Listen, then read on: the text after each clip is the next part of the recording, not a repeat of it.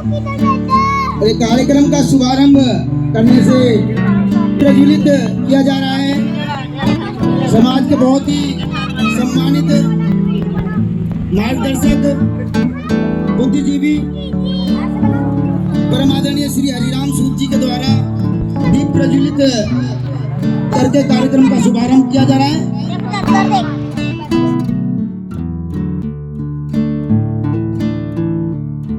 सूद जी, और मैं ये समझता हूँ कि अगर हम ऐसे कार्यक्रमों के अंदर जिस विषय पर कार्यक्रम रखा गया है, अगर उस विषय पर मंच के समक्ष बैठे जो श्रोतागण हैं, जो माताएं बहनें बच्चे बुजुर्गवार हैं, अगर उस विषय पर हम ना बात करें तो उस प्रोग्राम का कोई औचित्य नहीं रहता।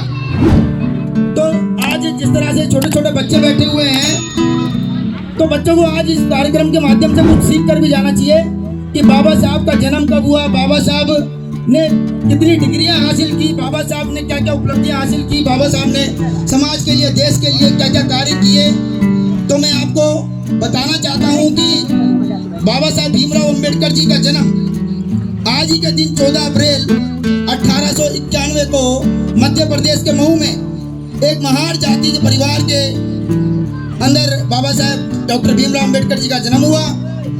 और बाबा साहब भीमराव अंबेडकर जी बहुत ही कठिन और बहुत ही विषम परिस्थितियों में पढ़े लिखे बाबा साहब भीमराव अंबेडकर दलित समाज के, शोषित समाज के एकमात्र ऐसे छात्र थे जिन्होंने सन 2012 में मुंबई के एल्फिंटो कॉलेज से बीए की डिग्री हासिल की। उसके बाद बाबा साहब ने शिक्षा का सिलसिला जारी रहा, क्योंकि हमारे समाज के बुद्धिजीवी वर्ग ने एक बात कही है कि बाबा साहब भीमराव अंबेडकर को पूजने की नहीं, पढ़ने की जरूरत है। तो बाबा साहब को आप जितना ज्यादा पढ़ेंगे आपको उतना ज्यादा मोटिवेशन मिलेगा, उतना ज्यादा मार्गदर्शन मिलेगा। बाबा साहब को पढ़ना बहुत जरूरी है। खाली कार्यक्रमों के अंदर आकर बैठना, कार्यक्रम करके जाना, वो हमारा लक्ष्य नहीं है। हमें बाबा साहब के विचारधारा को भी लोगों तक पहुंचाने का हमारा काम है। इसीलिए हम लोगों को लोग समाज सेवक बोलते हैं, सामाजिक कार्यकर्ता बोलते हैं। तो बाबा साहब भीमराव अम्बेडकर जी ने 32 डिग्रियां हासिल करी, जिसके अंदर की मुख्य डिग्रियां जैसे कि बीए की उन्होंने, LLB, MSc, DSc, जिसके बारे में आज भी हमारे देश के करोड़ों लोगों को पता ही नहीं होगा कि DSc होती क्या है। DSc का मतलब है डॉक्टरेट ऑफ साइंस। वो अपने जमाने में बाबा साहब एकमात्र ऐसे व्यक्ति थे जिन्होंने डॉक्टरेट ऑफ साइंस की उपाधि हासिल की थी, डिग्री हासिल की थी। और बाबा साहब के बाद वो डिग्री हमारे देश के राष्ट्रपति डॉक्टर के नारायणन जी ने वो डिग्री हासिल की। अगर लोचन साहब जी मैं गलत बोल रहा हूँ तो आप बताइए। तो हमारे देश के पूर्व राष्ट्रपति श्री के नारायणन जी ने डॉक्टर ऑफ साइंस की उपाधि हासिल की। उसके बाद डॉक्टर बाबा साहब भीमराव अम्बेडकर जी का सिलसिला शिक्षा के प्रति बढ़ता गया। उन्होंने LLD की, एक LLB होता है, LLD की। उन्होंने बार लॉ की, बार लॉ का मतलब होता है बैरिस्टर ऑफ लॉ। उन्होंने बैरिस्टर ऑफ लॉ की, और ये डिग्रियां सारी उन्होंने लंदन यूनिवर्सिटी, कोलंबिया यूनिवर्सिटी जैसी नामी ग्रामी विश्व स्तरीय यूनिवर्सिटियों से इतनी बड़ी बड़ी डिग्रियां हासिल करके बाबा साहब ने जब आके हिंदुस्तान में देखा कि हमारे दलितों का, शोषितों का कितना यहाँ शोषण हो रहा है, कितना उन पर अत्याचार हो रहा है। उन्हें पहनने ओढ़ने की इजाजत नहीं थी, पढ़ने लिखने की इजाजत नहीं थी, यहाँ तक कि उन्हें जूते पहनने तक की इजाजत नहीं थी। बाबा साहब एक बात कहा करते थे कि हमारे पैरों में जूते चप्पल चाहे ना हो, मगर हाथों में हमारे किताब और कलम होनी चाहिए। तभी हम इस देश के अंदर अपने हकों के अधिकारों के लिए लड़ सकते हैं। और अगर अनपढ़ रह गए तो हमारे साथ उसी प्रकार से शोषण होता रहेगा, अत्याचार होता रहेगा। तो आज उसी शिक्षा की बदौलत समाज के अंदर बहुत बदलाव आया है, बहुत क्रांति आई है। और आपको एक विशेष बात और बताना चाहता हूँ।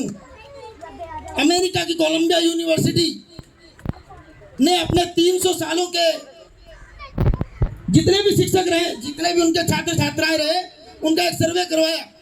अमेरिका की कोलंबिया यूनिवर्सिटी ने सर्वे करवाया, और उस सर्वे में 300 सालों का सर्वे करवाया, और उस सर्वे के अंदर बाबा साहेब भीमराव अंबेडकर का नाम सर्वे प्रथम स्थान पर आया। और अमेरिका के पूर्व राष्ट्रपति बराक ओबामा जी ने बाबा साहब की 125वीं जयंती के उपलक्ष्य में कोलंबिया यूनिवर्सिटी के मुख्य द्वार पर बाबा साहब का बहुत बड़ी मूर्ति, बहुत बड़ी प्रतिमा लगवाई कोलंबिया यूनिवर्सिटी के मुख्य द्वार पर। और उसी दिन अमेरिका के राष्ट्रपति बराक ओबामा जी ने बाबा साहेब भीमराव अंबेडकर जी को सिंबल ऑफ नॉलेज यानी कि ज्ञान के प्रतीक के उपाधि से नवाजा। तब उस उपाधि से बाबा साहब को हमारे देश में नवाजा जाना चाहिए था, मगर आज़ादी के 70 साल बाद भी आज इस देश के अंदर बाबा साहब को वो सम्मान नहीं मिला जो विदेशों में बाबा साहब को सम्मान दिया गया। तो मैं आज इन तमाम बच्चों को यही बोलना चाहता हूँ कि अपने भविष्य को, अपने वर्तमान को, अपने परिवार के लिए, अपने देश के लिए, अपने राष्ट्र के लिए अगर आपको कुछ करना है तो पढ़ाई लिखाई कीजिए, चाहे घर में कैसी भी परिस्थिति हो, पढ़ाई लिखाई कीजिए। और मैं आपके माताओं से, आपके पिता से, आपके अभिभावकों से भी कहना चाहता हूँ कि चाहे आपको एक वक्त की रोटी खानी पड़े, मगर आपके बच्चों की शिक्षा नहीं रुकनी चाहिए, क्योंकि ये माता पिता का, परिवार का त्याग होता है। आज अगर मैं यहाँ पे आपके सामने खड़ा होकर इस माइक से भाषण दे रहा हूँ तो ये मेरे माता पिता का त्याग है। मैंने ग्रेजुएशन की, मैंने MBA की, मैंने इंग्लिश हिंदी की टाइपिंग की, शॉर्ट हैंड की, काफ़ी सारे कोर्सेज किए। आज मैं फ्लिपकार्ट, वूलमार्ट जैसी कंपनी में ऑपरेशन मैनेजर के पद पर हूँ और सामाजिक कार्यक्रमों के माध्यम से आप सभी के समक्ष समाज को उन्नति के लिए, समाज की प्रगति के लिए, आपको बच्चों को प्रेरित करने का काम करते हैं। हमारा संगठन